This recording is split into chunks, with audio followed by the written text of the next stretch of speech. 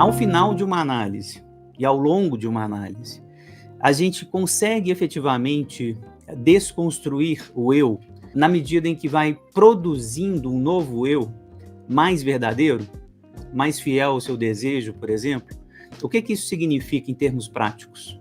Essa desconstrução do eu que a gente vai fazer, menos defensivo, menos ligado ao sintoma, menos submisso ao sintoma, submisso aos ideais, né? Eu acho que o conto vai apontar muito para isso. E a gente consegue construir um outro eu, um eu mais próprio, por assim dizer? Então, essa é a pergunta que eu acho que eu queria ficar, né, com ela hoje para a gente discutir. Então, esse conto do Machado de Assis é um conto que está publicado em papéis avulsos, de 1882.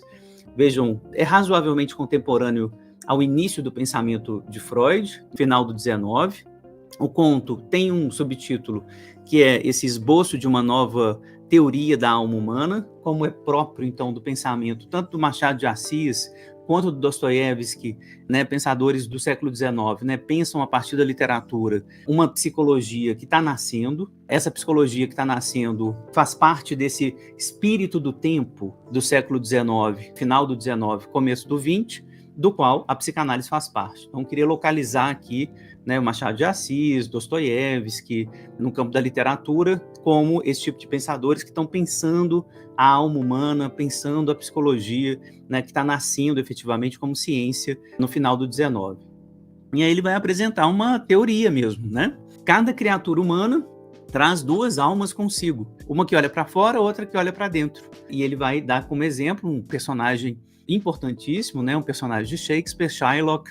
Todo mundo deve conhecer aqui esse personagem, do Mercador de Veneza, esse judeu que tem na sua alma exterior os seus ducados, o seu dinheiro, por exemplo. Mas pode ser, diz o narrador, um chocalho, um cavalinho de pau, né? E há aquelas pessoas que trocam de alma exterior ao longo da sua vida. O narrador dá ele mesmo como exemplo, e uma senhora também, que ele cita no conto, né? Ela troca de alma exterior sempre. Então, é um vestido, uma casa, é qualquer coisa. Então, o Jacobina começa a sua história a partir dessa observação geral. Mais uma vez, eu insisto, parece muito com o que vai aparecer na psicanálise e na psicologia do final do 19, começo do 20. Né? Essa teoria está conversando com a psicologia do 19 e do 20, no sentido de que nós temos ideais exteriores que podem nos alienar. Aliás, palavrinha que eu queria que vocês grifassem. Alienação vai ser um conceito indispensável que vai aparecer na filosofia política, em especial, claro, filosofia política de Marx, que vai apontar para isso. Então, vocês estão vendo que o Zeitgeist é o mesmo. Né? O Marx também está no final do 19, produzindo uma filosofia que vai inspirar, né, as grandes revoluções socialistas, etc., que vai inspirar o Lacan muitíssimo, né, a partir do Hegel. Né? O Hegel está inspirando o Marx, o Hegel está inspirando o Lacan também para pensar numa teoria da alienação. Então, essa teoria da alienação diz, em palavras muito simples, que muitas vezes nós pensamos que somos alguém, mas somos outro. A gente está existindo por conta do desejo de um outro, sem saber que a gente está seguindo o desejo de alguém. Então, a gente está tomado por um ideal, tese que o Freud vai desenhar, literalmente, fazer um desenho mesmo, em psicologia das massas e análise do eu. A gente está tomado por um ideal, achando que nós somos nós mesmos. Né? Então, essa tese está toda no Freud, isso vai ser retomado em Marx, vai ser retomado em Lacan, e está sendo retomado em Winnicott também. Então, a teoria do falso self é, em alguma medida, uma teoria sobre alienação. Tá? Eu queria que vocês grifassem isso também para a gente discutir. Então, é uma teoria sobre alienação também. Eles chegam na fazenda da dona Marcolina, né, uma tia dele, que, né, óbvio, cobre ele de afetos, né, de carinho. Chamava-me também o seu alferes. E diante desse espelho, cujas descrições, né, são importantes para a gente, né, é um espelho velho, né, ele não sabe muito bem da história, mas parece ser um espelho meio mítico aí, né, nesse sentido, da corte do Dom João VI, né, tudo velho, mas bom. Então, ou seja, o espelho que traz uma tradição, né, uma tradição do tempo, uma tradição masculina, né, uma tradição fálica, também importante. Esse espelho não é um espelho qualquer, É um espelho da tradição imperial, né, do Império Português, né, um dos impérios mais fálicos, né, que a gente já teve, no sentido, né, da violência, da agressividade, né, da colonização. E a gente tem esse espelho, então, como objeto ideal que vai produzir esse tipo de fenômeno que vai ser descrito agorinha mesmo. O alferes eliminou o homem. Durante alguns dias, as duas naturezas equilibraram-se, mas não tardou que a primeira cedesse à outra. Ficou-me uma parte mínima de humanidade. Então, essa é a ideia aqui central do conto. O alferes eliminou o homem. Aqui é a descrição plena do que a gente chama de alienação.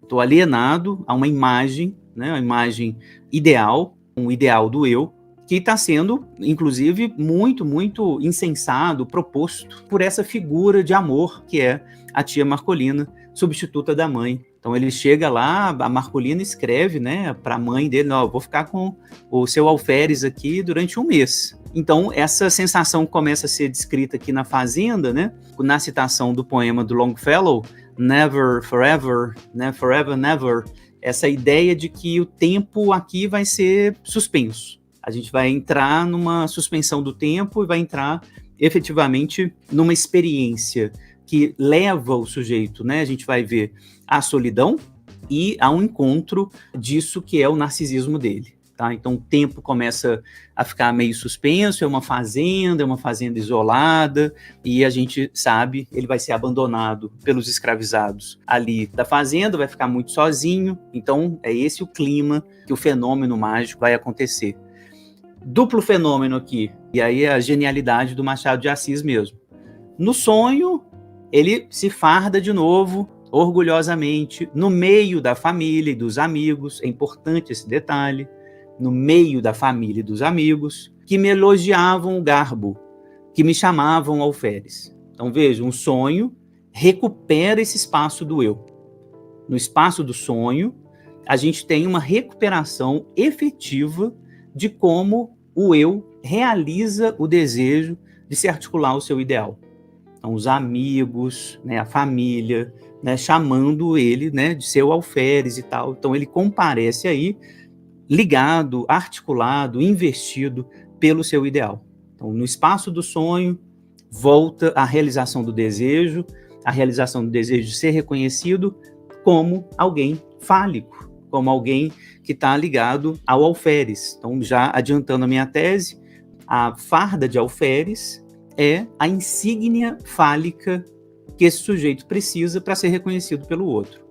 Então, ele precisa de uma insígnia fálica, um lugar mesmo assim de poder. Aqui eu existo e o outro me vê como poderoso. Quando ele acorda, no entanto, fazendo até referência aqui a um conto do Barba Azul, né, do Perrault, Sereine, ne vois-tu rien venir? Você não está vendo ninguém vindo? Não tem ninguém vindo. Solidão absoluta, sem o olhar do outro. O que acontece com esse sujeito? Ele tende a desaparecer. E aí a cena mágica, né, descrita no conto, aí a genialidade mesmo do Machado de Assis, né? O próprio vidro parecia conjurado com o resto do universo.